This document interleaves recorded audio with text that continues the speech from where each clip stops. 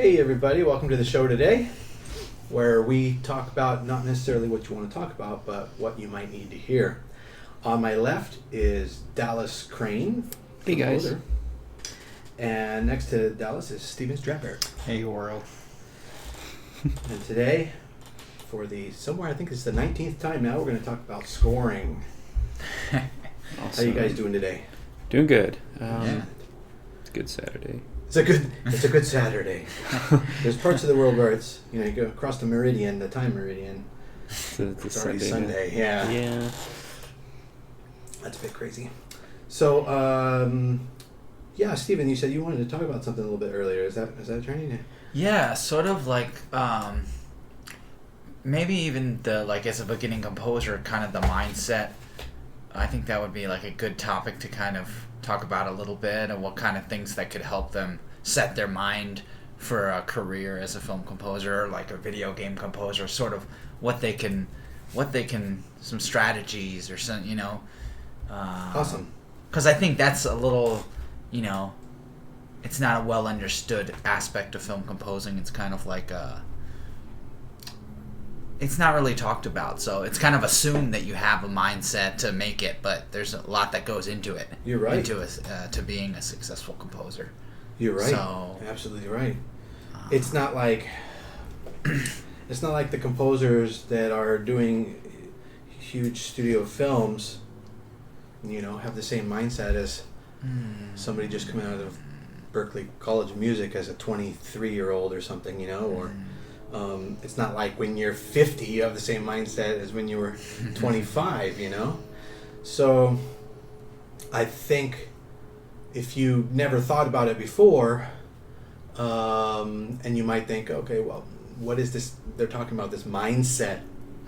Is there a difference between one way of thinking that I could have and another way that I could think, and can it change my mind, and is that such a thing? Well, it definitely happens. I mean, over time, your mind sort of has lots of realizations about what does work and what doesn't work, and that starts to get distilled down into a new kind of like way of thinking.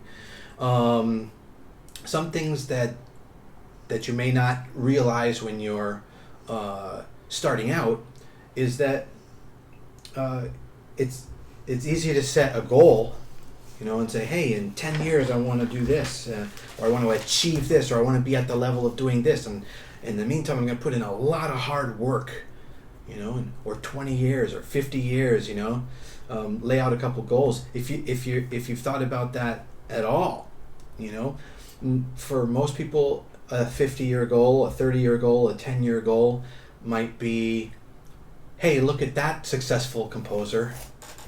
I want to be like them. And, unbeknownst to them, they just set a goal. I want to be like them, that composer. And, maybe they start to research it, or they hear when they're talking with people, it took that person 20, 30, 40 years to get where they are now. So now they have an unconscious understanding that that's about a 40-year goal, right? So you might not realize it, but you start to set goals, and they're very important, and you need to set goals. So there's some people that already have this certain mindsets where they understand they need to set these goals.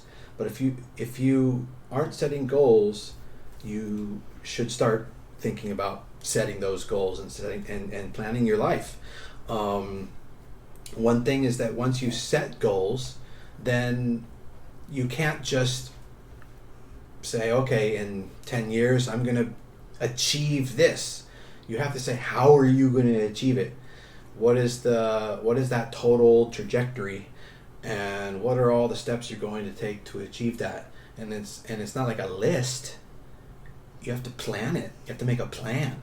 In year 5 I'll do this, in year 3 I'll do this, in year 1 I'll do this, tomorrow I'm going to do this.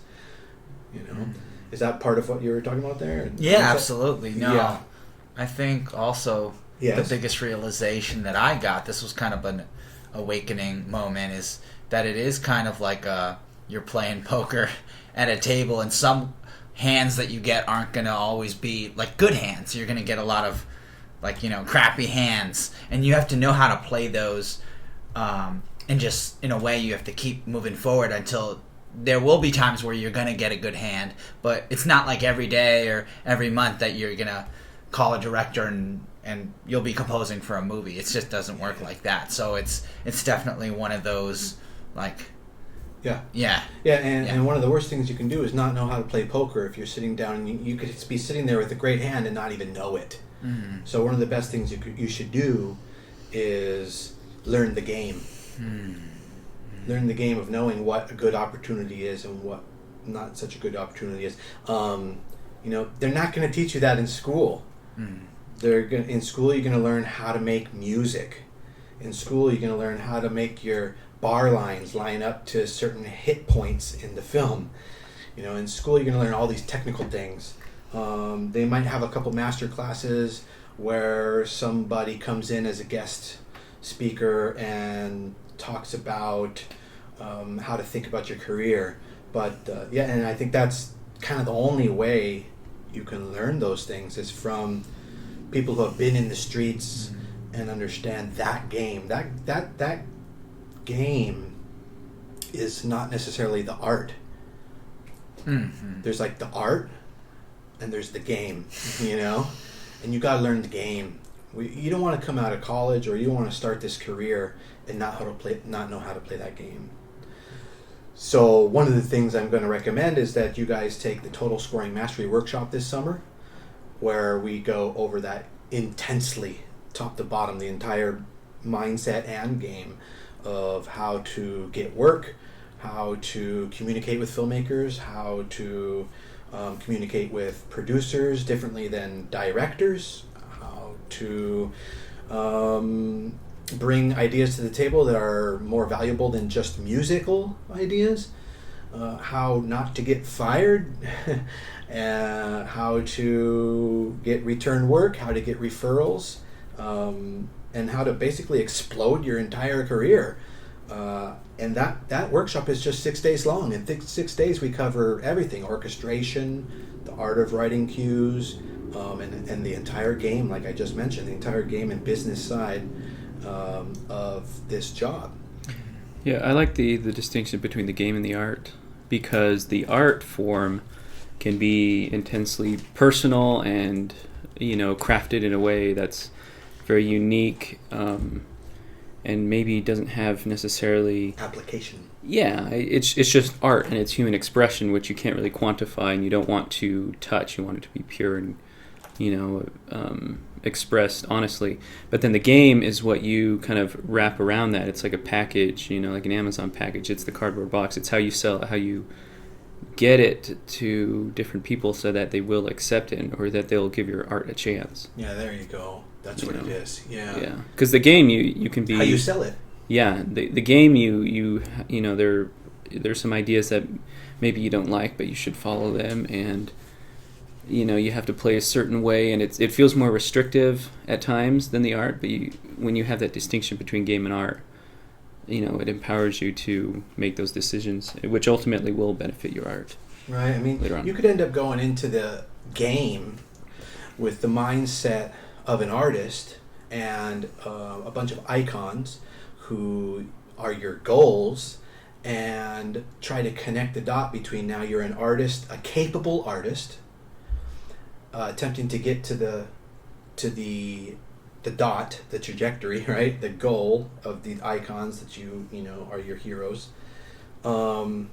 But you don't know how to play the game. So all of a sudden, here comes an opportunity, and they're telling you, we don't really have very much money, but it's, they always say, what do they say? It's great for your reel, and, we'll give you credit and that kind of thing.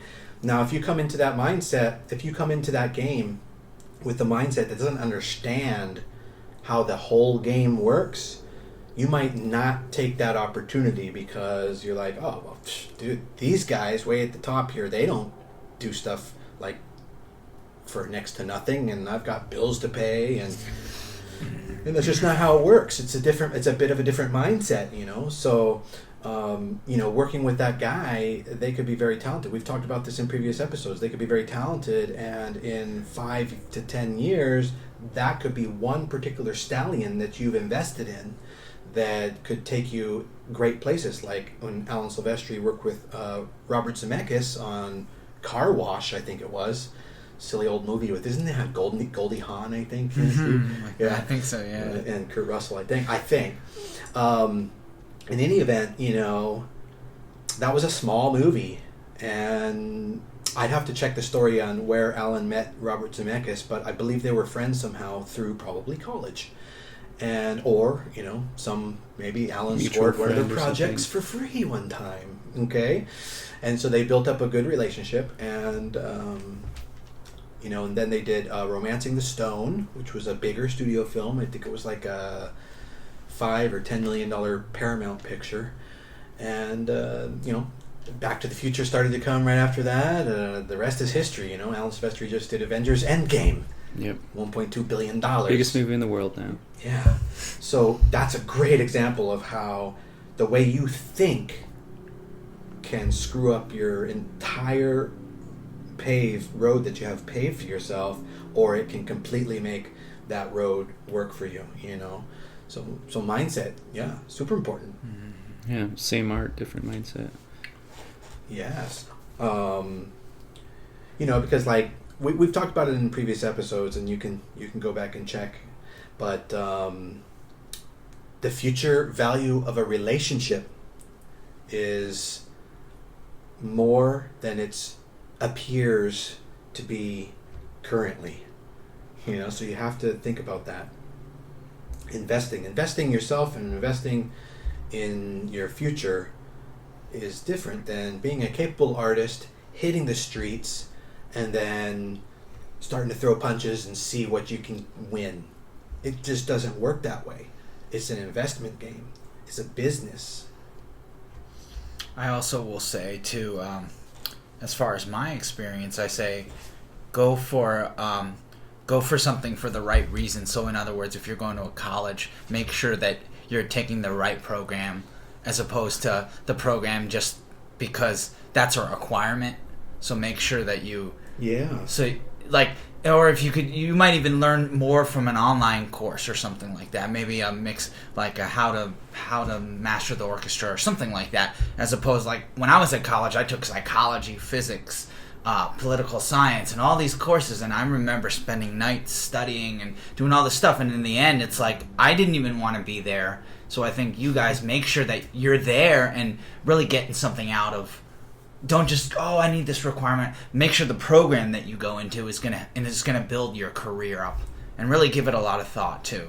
Yeah, there's too much like academic, like, you know, you need to at least be 80% like everyone else, you know, going on in like academia. You need to be at least 80%. You need to cover the basics. You need to, you know, if you don't know Shakespeare, you know, although learning Shakespeare is probably a good idea, but like, you know, that's not a good example. But if you don't know the capital of like New Guinea or something, or actually it's the other way around, or Papua or whatever, but you know, they want to try and tell you what you should know. But what did I say today on one of the social media posts? Let me pull it up here. Yeah, follow your intuition, because whose life are you living anyway? You know, it's like one of the best things you can do for you is be you. We talk about that a lot. But yeah, I mean, there's a bit of a Dunning-Kruger effect to some of this. You know, there's two mindsets. One, I know what I need to know. I know what I need to learn. I don't need to learn. I know what I know. That's one mindset. The other mindset is, I don't even know what I need to know. That's a fantastic mindset to have. You know, look up the Dunning-Kruger effect, and you'll see that there's a point in the first like year or two of 10 years of mastery where you think you've got this. Everything's clicking. I see how this works. It's easy. A couple of the concepts are easy in the beginning. I see how this works. Oh, dude, I've got this totally licked. And then you go in and you're like, oh, Jesus, there's landmines everywhere. They didn't teach me about landmines, you know? Yeah. And there's way more, you know? And there's storms and hurricanes. And so you got to know how to deal with a lot more. And all of a sudden, it's going to be a much better mindset for you to think about what you don't know that you need to know. And where are you going to learn that? You got to check with an advisor or a mentor. And they can help understand, like, okay, what do you want to do with your life? What are your goals? What are your ambitions, you know? It might not just be, I want to be a film composer. It might be something specific. I want to be whatever. And that mentor and that advisor can help get you onto the right path. And like what you said, once you have your goal and you've got that trajectory and you plan that out, you want to make sure that everything you do kind of like goes towards that goal, is relevant to the goal. You don't want to be doing irrelevant stuff because, you know, life is fast. It goes by fast. And you want, like, if you become a master in 40 years or you become a master in 10 years, either way, you're going to want to use your remaining time to do as much as you can with it. So why not shorten that up a bit? You know, don't thin yourself out and dilute your ability to master what you're trying to what you really want to master, what you're really going for in life. Yeah, I mean, taking like politics or what may not feed your goal. You know. Go ahead. Go ahead. I was gonna say, being open as you're learning to possibilities, that maybe the end goal is not where. Well, maybe the way to get to the end goal is not exactly what you know now, or the path may change in the future. I think that's a good mindset to have, because you're talking about you don't know what you don't know, and you don't know what you need to know. So you should be open to the fact that maybe you actually don't know where you need to go, and so, you know, with the limited knowledge you have, you get to a certain point, and then as you learn, you know, that you need to change course or change trajectory, being open to that will allow you to step up and move forward towards that mastery and that knowing. Otherwise, you know, if you think you've reached it and you're just at, you know, whatever level, that's where you're gonna stop. Yeah, you know? Goal alignment, and like having an open mind at the same time. Things change. The landscape changes. I mean, 1980. You know, if you wanted to become a film composer, which not very many people did, there was maybe 400 worldwide. In 1980, if you wanted to become a film composer, there was like a 10 or a 20-year plan laid out there, you know, and it didn't really change much. Not too much. I mean, the technology started to change, but it was pretty much the same, you know. But the technology has really been changing things fast. So, you know, by the time you want to become a film composer, there might not even be films. Someday in the future, a 10-year goal of becoming a film composer may end up being like one of, like, wanting to grow up and be a horse and buggy maker, you know. Right. That the landscape can change on you, so you got to keep an open mind and have a mentor. Have an advisor, have more than one mentor, have more than one advisor, and constantly check in with them every month, every 2 weeks. Just get a little alignment. It's like going to the chiropractor. Yep. a goal wellness check, I guess. Yeah, a wellness check. Yeah. Check in with your mentor. It's the doctor of your life, you know. Let's see. We got a. Oh, by the way, if you have any questions, just go ahead and type them below. We see you're watching. We'll be able to see your questions when you type them below, and we'll be able to answer them live on the air. Cool. Josh Tackett asked yesterday, and he has a follow-up question as well. But what specs should he aim for in building a PC for running Cubase with samples such as Berlin Brass, Woodwind Cinematic Studio Strings, Complete, Omnisphere, and Fab Filter plugins for film scoring in various genres? So I guess he's trying to piece together a powerful PC. And one of the things I would recommend is, see, the most powerful thing about a Ferrari is the engine. And so I think if you spend money anywhere, spend it on the engine. You can always upgrade the casing. You can always upgrade the RAM. You can always add more hard drive space. You can start with an HDD. You don't have to have SSD. You can, well, I would say, put all of your money, as much as possible, prioritized into the CPU. The CPU. And you want, with that, a lot of cores. So now you can get 12, 18, 24 cores. I run, how many cores do I have on mine? 24, I think. Yeah, 24 cores. But now you can even get more than that. So that's important because your system, your OS, your operating system, is running in the background and it's handling all kinds of other stuff. And now the modern Intel chips, by the way, I recommend you go Intel, i7 or i9, the most advanced that you can get. Intel is able to manage the thread the loads across those CPU cores in a way that allows optimization for whatever's happening. So it will put like on 2 to 6 cores operating system tasks, and then it'll have your DAW program and all of its requests primarily running in its own cores. So everything in sort of its contained space. If you go with like 4 cores, I mean, it's better than dual core or whatever, but you don't have enough division space. What's going to happen is the system's going to end up occupying a lot of the cores that could have been used for just your DAW, for just DAW processing. So number of cores is probably the first most important thing. It's even more important than speed, CPU speed. If you go down to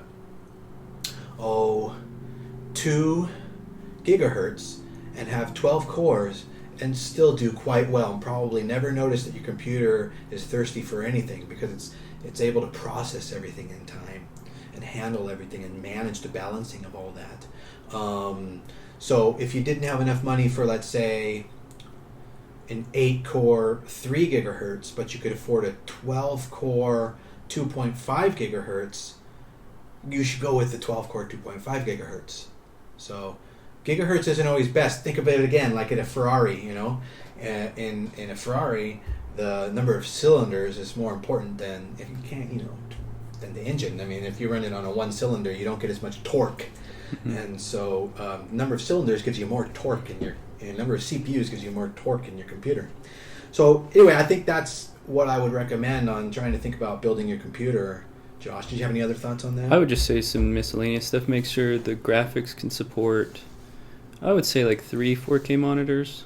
That would be really nice because you can have your movie screen. That's a good tip, and you can have like a side screen and then your main screen.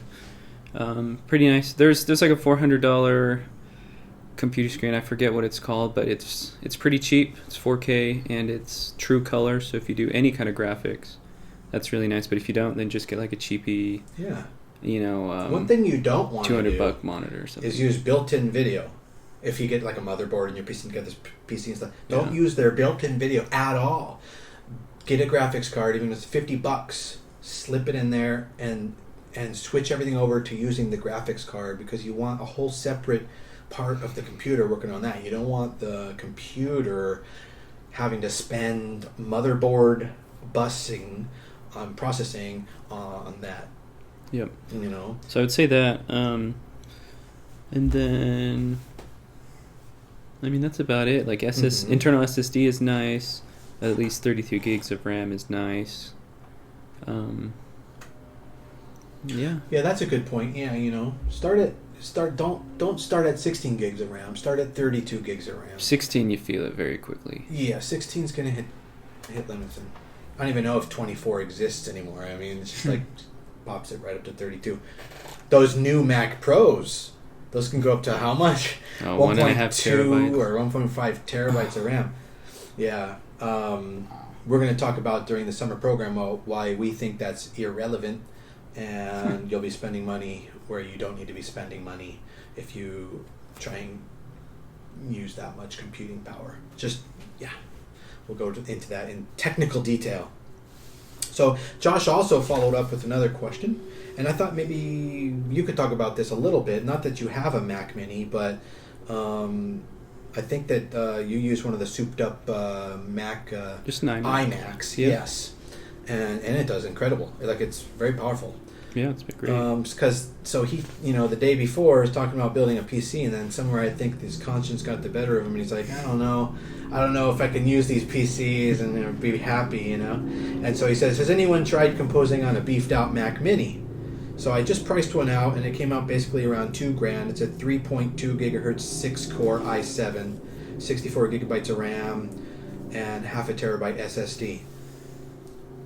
See, to me, that sort of goes, it's starting to work against the concept that I had just mentioned, Yeah. I think that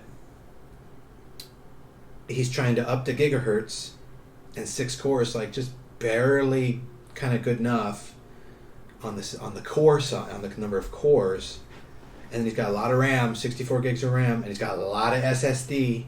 He could have even gone HDD. Still works, man. You don't have to be an SSD fanatic. And then the Ultra HD Graphics 630 card, the Intel one. I mean, I think there's a lot of overspending going on there. Yeah, the graphics. I don't know much about specific graphics cards models, but you could see if you could drop that one down a bit. Yeah. Like, I think 3 4K screens is probably like this pretty typical standard. If you have more than that, then great, but you don't necessarily need it. Well, I will say that that's a good souped up Mac Mini. That's a nice souped up Mac Mini, and for $2,000 you can get into Mac. You can run Final Cut Pro. You can run Logic. It's not going to be $2,000 because you still need the monitor and the mouse. Yeah. Stuff like. I assume the mouse comes with the Mac, but the monitor won't. Yeah, it doesn't always. That'll put you back. On those Mac Minis, actually, it doesn't. A couple always. $100. But too. he might have priced that out. He didn't say that though. I know. I was looking at a Mac Mini for a while, and the screen with I was just looking at what it would have been even just to get 32 gigahertz, and it ended up about that price with the screen. So I assume that the screen's not included in that price. Right. But I mean, it's an option. It's pretty powerful. Probably a little pricey, and I know people who are into PCs are very adamant about the fact that PCs cost less. So if you can stomach working on a PC, it's not necessarily a bad idea. I think it's a great idea. Yeah. Yeah.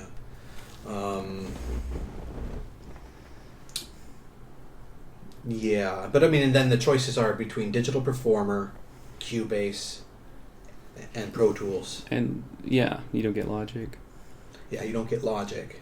Logic is super great, but yeah, I use Digital Performer, and so does Dallas, right? Yeah, and we use Logic. I bust up Logic when I need something done really fast, Mm-hmm. Because it's just zippy, and if you don't need a lot of power, if you're doing like 5 instruments or something, you can build it in like 10 minutes. Mm-hmm. And then just zip through, and no frills. It'll break apart pretty quickly if you start getting complicated. But it's basic stuff. It'll get the job done really quick. Yeah. That was the program I started with, so the controls are pretty easy too. Cool. So I don't even have to think about that side of it. Cool. So hopefully that helps. Let's see. We got a couple questions here.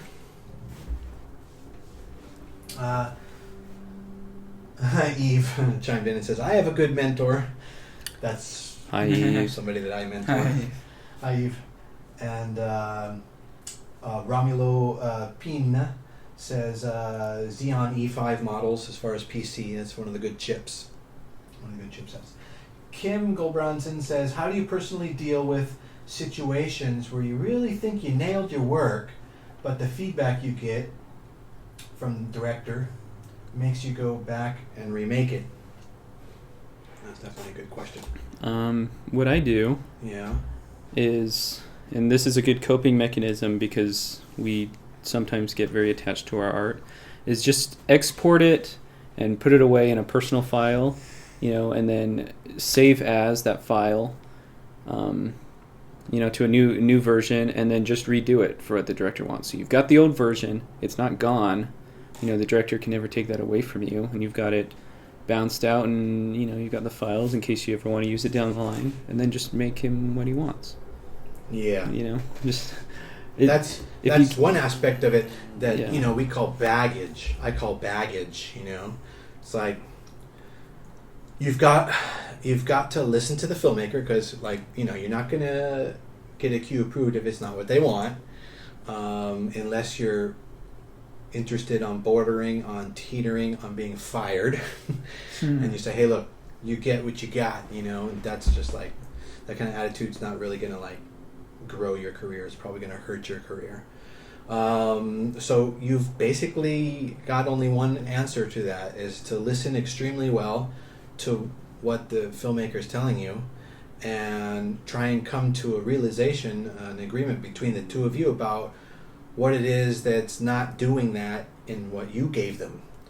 And so go back to the drawing board, drop all your baggage. Like Dallas said, it's like, it's kind of funny how you said it, but it was like, so how do you redo a cue, right? So first save as, and then save as a new one, and now delete, Yep. start over. And that's really what it is. I mean, if you can't drop baggage, then you can't do what's necessary to make a movie the best it can be, to make whatever it is the best it can be, because there you are, trying to, you like your music and you like yourself more than trying to make the audience enjoy something great, trying to work with the filmmaker to make something great.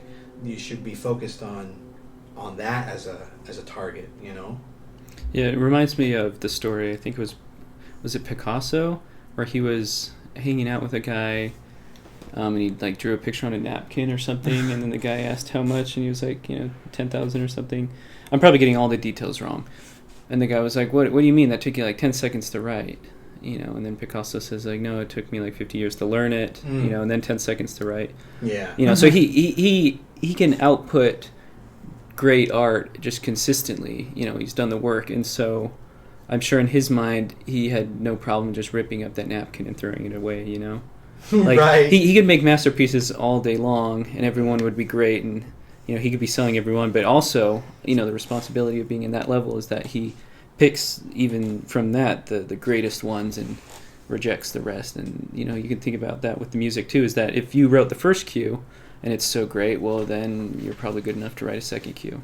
Yeah. That's just as great, but works with the director. So why not, go down that journey and explore a little bit. Absolutely. We have another question from Andres Paredes. I thought that maybe, Dallas, you might have some resources for Andre. He says he's looking for recommendations for music arrangers and producers in Utah. I know you have some resources maybe that you could recommend in Utah. He's looking for music arrangers and producers to add drums, strings, special effects to a pre-existing piano track. Yeah. And he wants to know some costs too, but basically, maybe you could think of some resources. Yeah. I'll probably have to talk to him, just to figure out the details. That seems a pretty specific request. Yeah. I could say like, are you coming to Utah because you're there, or budget-wise, Right. It might be a Salt Lake different City answers. gig.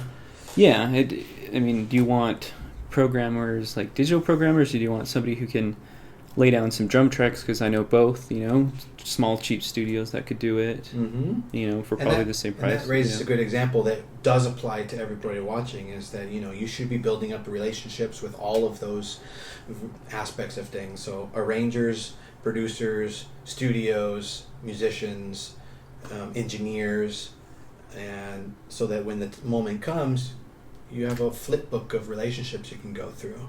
Yep. Cool. So we'll get back to you on that one. Yeah. Dallas will send you a message. Yeah.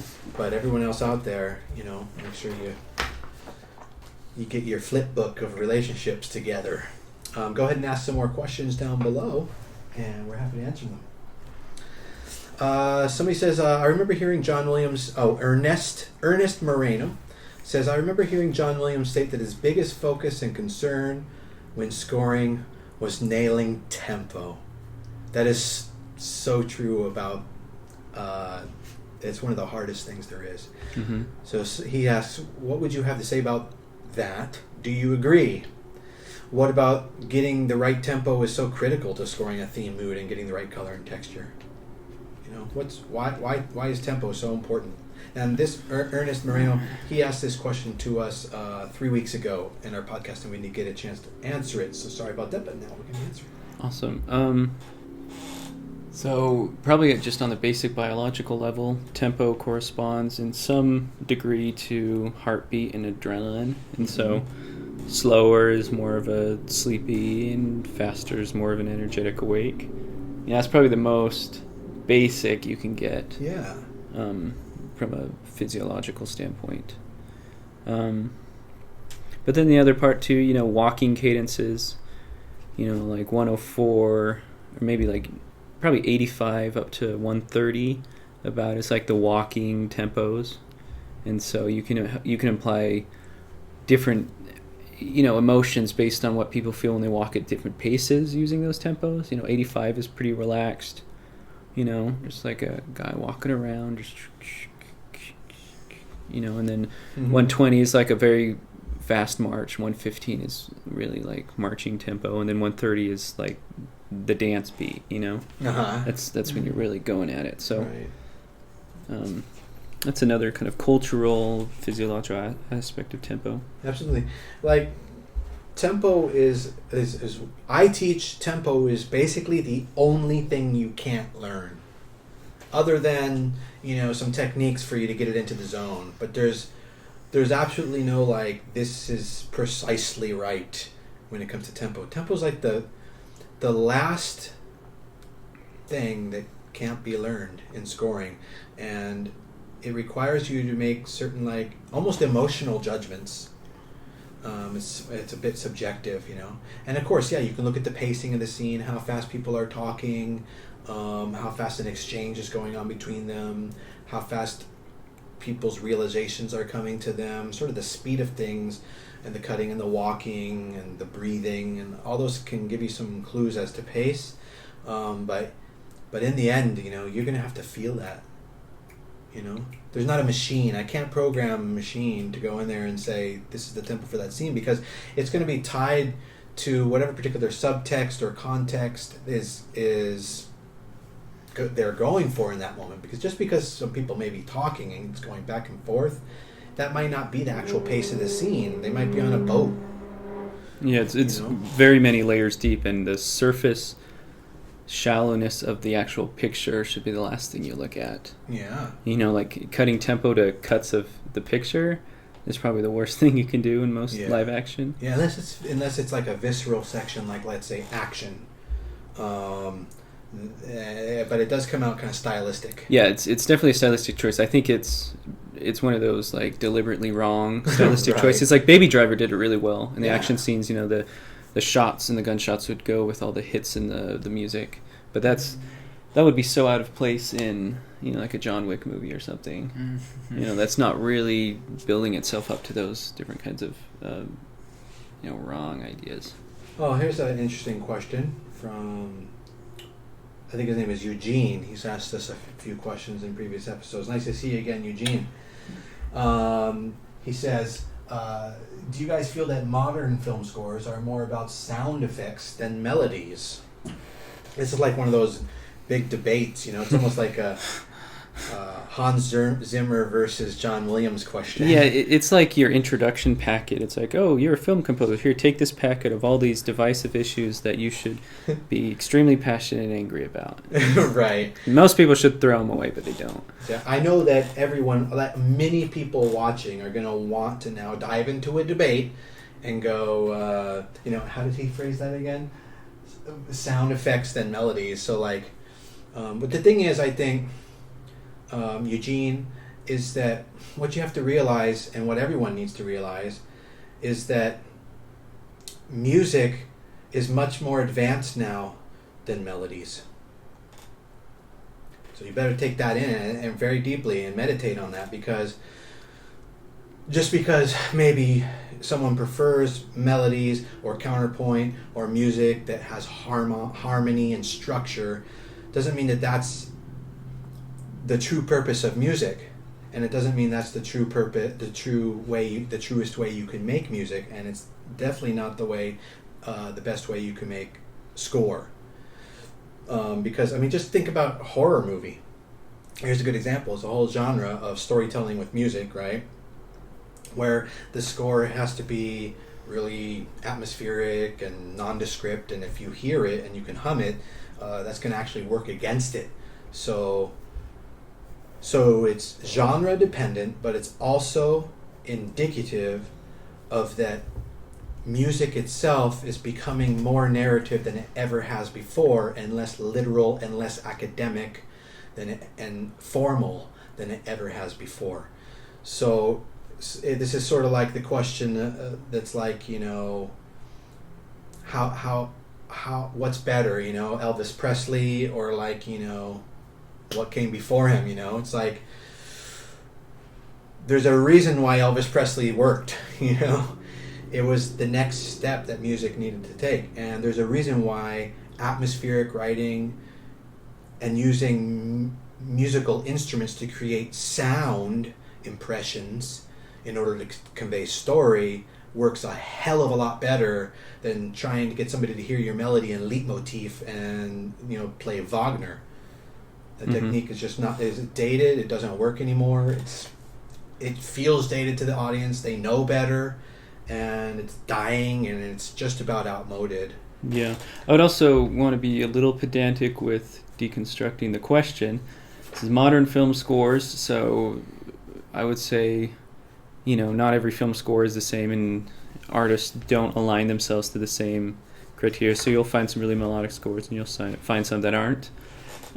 And then he asked, are more about sound effects than melody. So technically, music doesn't have sound effects. Sound effects are Technically. Yeah, they're diegetic. They're to the screen. They describe an action on the screen, and music does not do that. Music is non-diegetic and abstract. So technically, if it's in the music, it's not a sound effect. You know, like prime example number one, we were actually talking about this earlier in the other podcast, is Harry Potter and the Prisoner of Azkaban, the time turner scene. You can hear the stopwatch as a like a rhythmic 8-note pulse, and it's not actually the stopwatch on the screen, so it's not sound effects, but it's music. But you could think it's sound effects because it's still the same sound, right?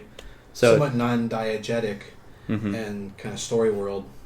Yeah. So I would say the other thing is that melodies in film scoring are a lot more fluid in their definition than melodies in like concert music. Concert music, a melody could be like a vocally style, something you could sing, but I would say melodies in film scoring can be any recognizable element that has like thematic value. You know, it could be a rhythmic idea, it could be even just a sound, you know, like that drone in the Dark Knight for the Joker. That's a melody, even though it's one note. You know, and it doesn't even have like pitch characteristics. It's one note, and it's texture and color characteristics, you know, more than anything. So melody is a little different definition. So I would say you can get a lot of these sound effect scores with melody, but you'd have to understand melody in a different context.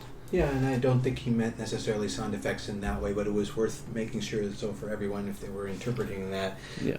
But like, you know, he meant like having an orchestra create an effect with sound. See what I mean? Yeah. And so, like I said, I think that's the evolution, actually. I mean, a major chord is an effect with sound, in a sense, you know? Yeah. So it's a harmonious sound. Right. You know, it's a locking into the overtones. Yeah. You know, what technically is different from that than, you know, a discordant noise like white noise. You know, they're just on different areas of that. You can create that same consonant effect that a major chord has, so somewhat, as far as we're talking about consonants, you can create that atonally. Right. You know, you look at like deafnistic low A. You know, there's a lot of that. There's just like huge swaths of consonant sections that are completely, I suppose, non-melodic. You know. Yeah. Well, even just non-harmonic. Even in the academic world, like a bitonalism, you have two consonant sounds on top of each other, which kind of breaks the whole idea of tonality. Right? Is now they're just these independent ideas that in themselves have prescribed meanings and stuff. So, yeah, I think that the techniques are evolving, but I don't think we're losing any quality or losing any expressive aspect of music. Well, I'm saying that, I think actually the composing is evolving too, on top of the techniques. I mean, the composer now compared to the composer 200 years ago is able to get under your skin a lot more than they used to. I think that made some of the composers now eschew what used to be very interesting to a lot of people who liked music, but it has expanded who they can reach. It's just that it's now not reaching people on the level that they used to listen to Vivaldi for, you know. And so they're not gonna. But if you just let go and you really listen to the music for its feeling purposes and its psychological purposes, then I think you'll find that it moves you. It can move you maybe even more than Vivaldi. One of the reasons you like Vivaldi is because it's so melodic. But by the way, that's not to say that there isn't a place for melody in film scoring. There is a place. We talk about that in the seminar that we'll be hosting. There's about 10 or 20% of the time in a film where you want to be using melody, and the mechanics and the specifics of that are fully detailed, and it takes a long time to explain. So, but just, you know, hopefully you'll get a chance to check out the program. Check it in the link, Total Scoring Mastery. Yeah, so the other day I was watching a Godzilla film from like 1955, and I was just shocked by how bad it looked. Like when it zoomed up to Godzilla, and it's like, man, I mean, just times have completely changed. So now you have to, like, in a way, like, how that evolved. It is really like, wow, that wouldn't cut it nowadays. You couldn't just go up and do something unless you were doing some experiment. I don't know. And yet there's some people that are like, you know, did you see Avengers Endgame? It's nothing like old Godzilla. Remember those old Godzilla movies? Man, you know. But, man, you're not being part of the evolution, man. Like, you know, Avengers Endgame is where it's at now, you know. And Godzilla 1955 is not, you know. There's very little to learn from Godzilla 1955 and a lot to learn from Avengers Endgame today. You know, start studying what's going on now, because, you know, the successful things, you know, because they're indicative of how much of an impact they're able to make. I don't even know, how did the new Godzilla movie do? I have to check the numbers. I'm not sure. You know? Oh yeah, it came out, right? Right. King of the Monsters. Yeah. Oh yeah. It looked really incredible, though. I'm going to see it soon. I am excited for Mothra. Mothra, that's my favorite. Yeah. Well, actually, what is it? Gamera? With the turtle, the flying Gamera. The flying turtle is my favorite, but it's not in that movie. So, as far as I know. And the cameo by Gamera was so awesome. I didn't hear that. You know, so let's see. Mark Ghigieri says, "Hey guys, I'm scoring a character drama feature film right now. After trying dozens of things that didn't work, and the director didn't like, we finally landed on a score.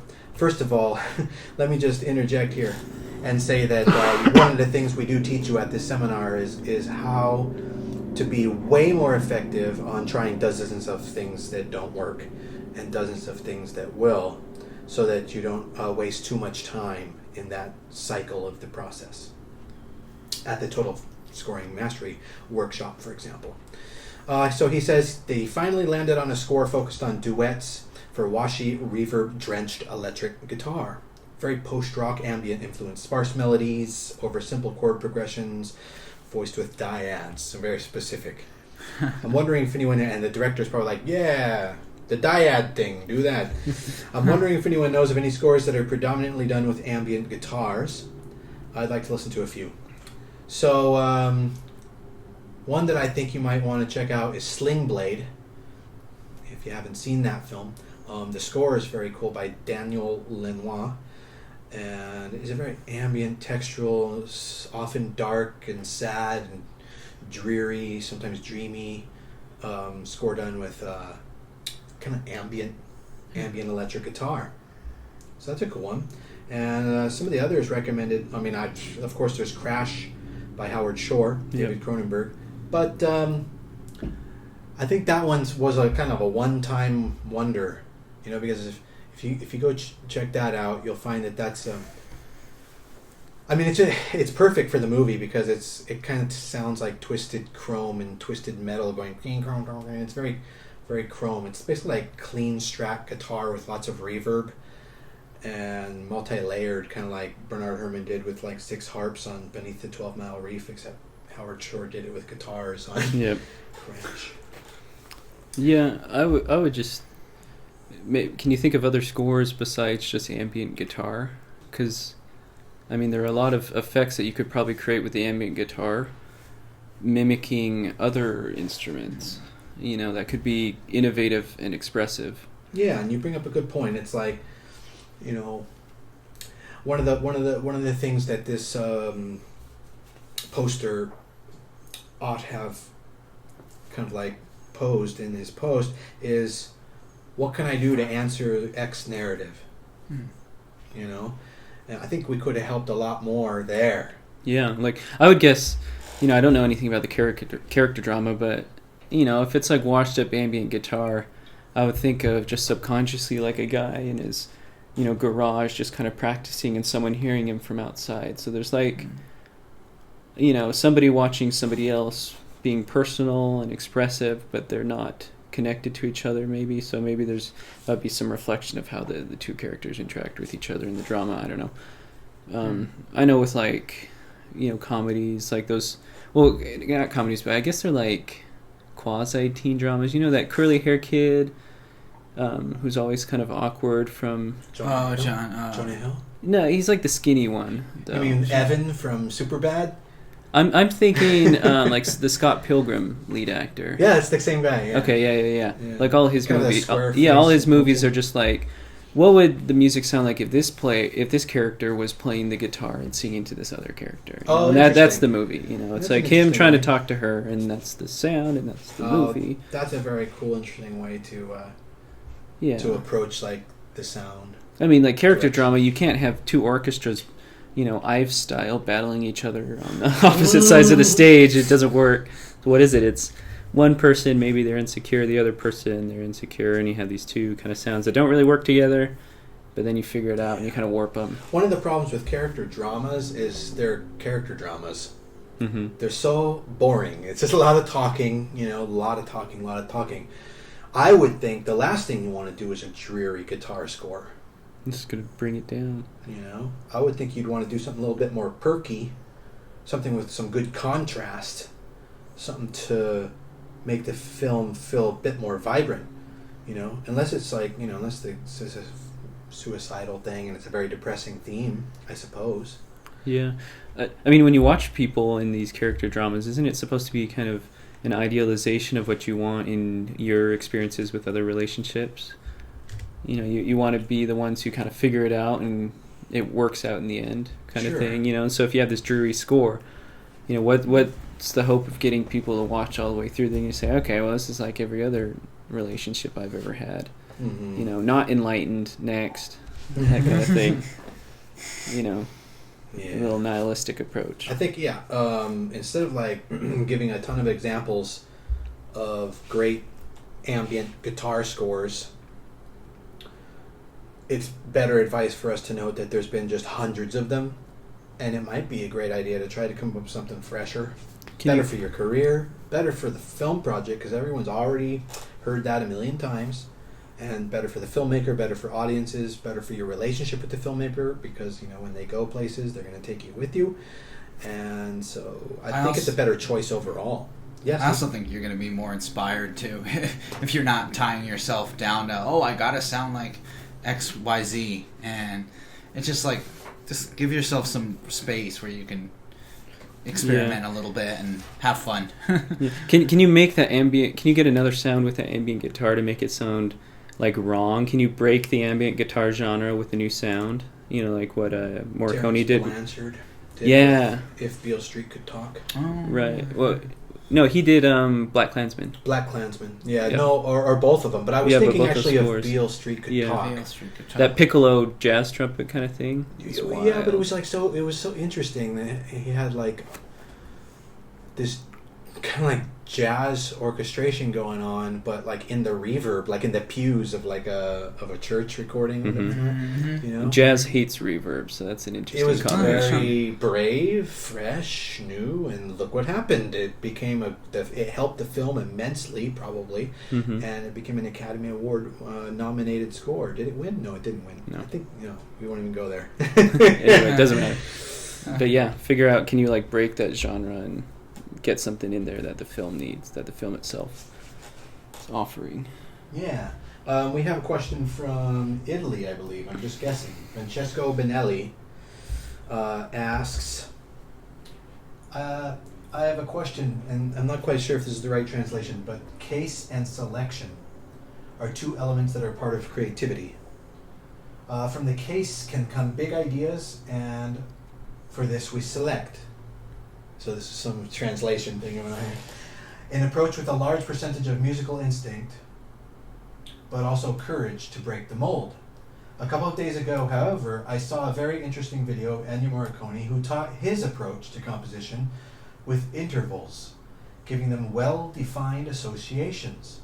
A very rational and effective approach. How much of one approach is present in your way of composing, or maybe we can talk about that as a subject?